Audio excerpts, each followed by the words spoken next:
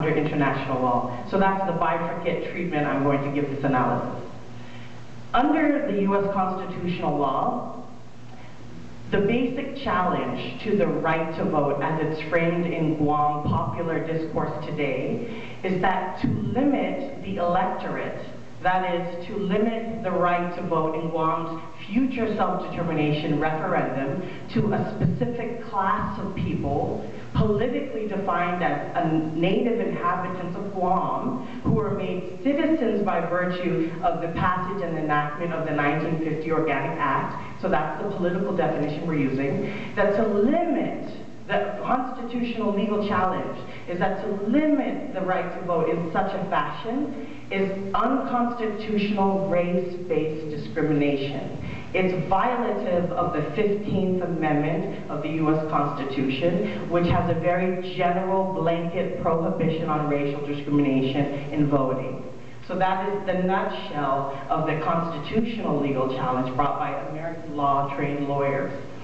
So in 2000, you should remember this case. In 2000, there was a case heard by the U.S. Supreme Court called Rice versus Cayetano. And this case has been invoked with a level of passion that it still alarms me. Because there are American constitutional law trained lawyers who are determined to suggest that the case is so clear and that the case is unequivocal and that the case boldly stands for the proposition that you cannot limit the right to vote along any ancestral or racial lines. So I want to make 3 subpoints with regard to this case, because this is the most important legally significant case that we're going to have to fully brief to challenge and win the constitutional legal challenge. The first issue is the issue of language.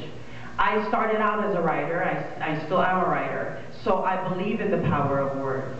And that case has a sentence: ancestry can be a proxy for race. It is that proxy here. That is the actual sentence from the U.S. Supreme Court case, Rice v. Cayetano. And I don't know how many of you are familiar with this case in 2000, but the facts briefly are as follows. In this case, a Caucasian rancher from Hawaii was denied the right to vote for OHA. That's an acronym. OHA is Office of Hawaiian Affairs. It's a Hawaii state agency that has a 5-fold mandate, which includes a legal obligation to provide services for those defined as either Native Hawaiian or Hawaiian. So these are, I won't go into too much nuance, but you should know that the statutory definition at issue in the Rice versus Cayetano case made reference or defined Hawaiian as anyone with an ancestor that lived in the Hawaiian Islands in 1778 or before 1778. So the legal concern in that case, the date in that case was 1778. And I'm not sure how many of you are history buffs, but 1778 is legally significant for one reason. That is when the Hawaiian Islands made contact with the Western world. So I know this might be losing a few of you, but it's important, it really is important that we become precise and are able to respond to these challenges.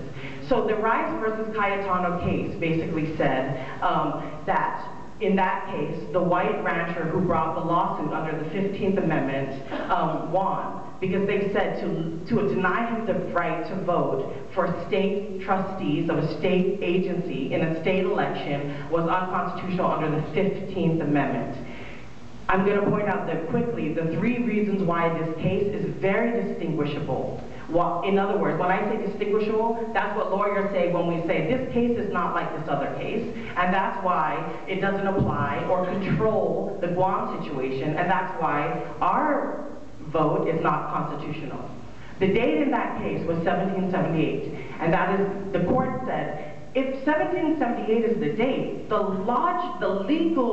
the legislative purpose must have been to insulate the race group, the group of Polynesians living in those islands, in a way along racial lines, because there was a logical impossibility that any Caucasian could have been there before 1778. So that's a huge difference. It's hugely different from the dates at issue in the Guam scenario, because here we have a 1950 Organic Act that references an 1898 residency. But if Guam's case was truly analogous to the Hawaii case, the date in question in Guam would be 1521. That's when Guam first made contact with the Western world. So that's the first thing you should say about how to distinguish the case. The second thing is to point out that the very nature of a self-determination vote is constitutive in nature. That means it's a political community rising up for the very first time wishing to constitute itself. It's a formational, constitutive, establishing act.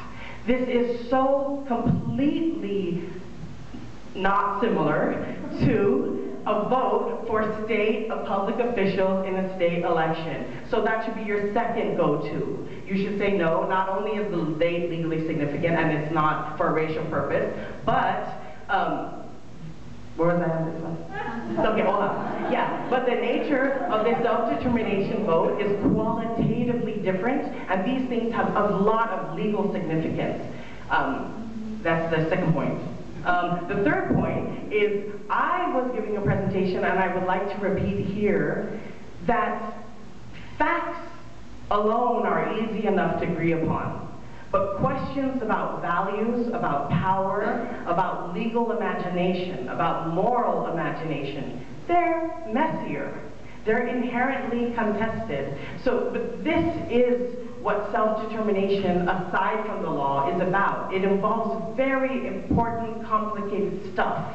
And so when you hear people talking about self-determination, it would be in your best interest to immediately be alarmed when people suggest that it is so simple, or that it's so clear, or that it's so obviously race-based discrimination. So what I've done in the first half is give you sort of legal responses to the constitutional law angle. Now I would like